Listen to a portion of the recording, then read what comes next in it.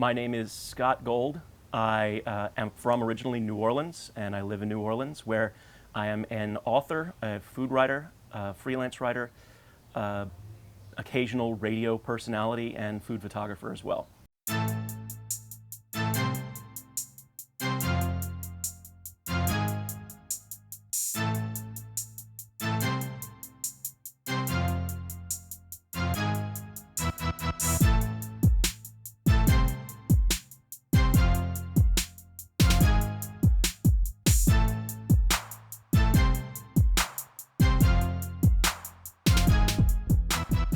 The idea for a book kind of landed in my lap, a manifesto for meat lovers, or a carnivore's polemic. And I went ahead, I wrote the proposal, the book sold, and before I knew it, I was quitting my day job to write about food full time. And after doing that in New York for about 5 or 6 years, I decided that the time was right to move back to my hometown in New Orleans, because if you're gonna write about food anywhere, this is a town to do it in. Well, one thing that's great is that New Orleans is getting some more exotic cuisines, which hasn't always been the case. New Orleans has always done New Orleans food very well, but if you were looking for something a little bit more exotic or far afield, it could sometimes be a little bit more of a challenge. But there's some new really cool things happening now. Of course, all of the Vietnamese restaurants. One restaurant in particular I really love opened recently called Milkfish, and it is, to the best of my knowledge, New Orleans' only Filipino restaurant, and the food is really warm and inviting, and it can be a little adventurous.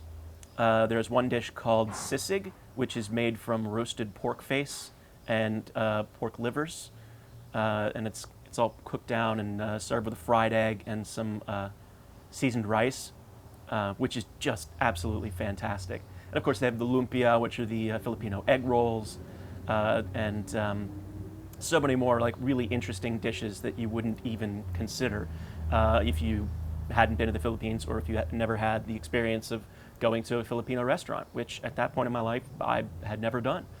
So it's a very welcome addition to the local dining scene.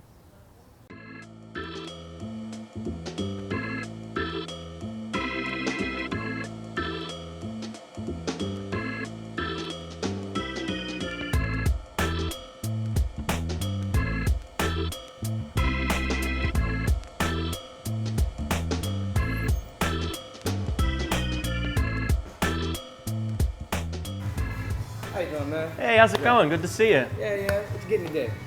Today I would want a Bloody Mary, real spicy, and I hear good things about your frog legs. Oh yeah, the best, bro. No one can beat it.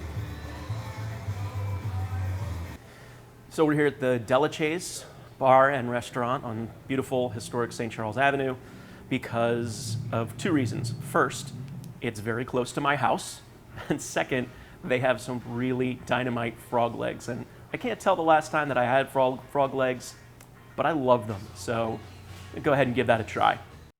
I have not had frog legs in a long time, and these look spectacular. The breading is really nice, and the glaze is beautiful. I'm just gonna dig into one of these froggies.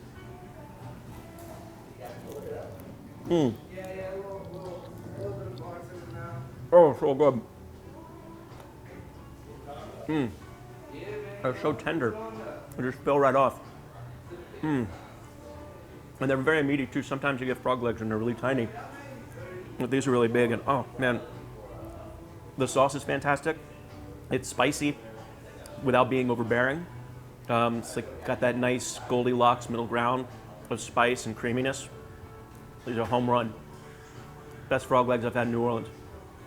It makes me wonder about the 10 plagues in the book of Exodus, that one of the plagues was like a plague of frogs. So you had frogs raining down everywhere. For me, that would be like a plague of chicken wings raining down everywhere. I'd be like, let's just eat all of these.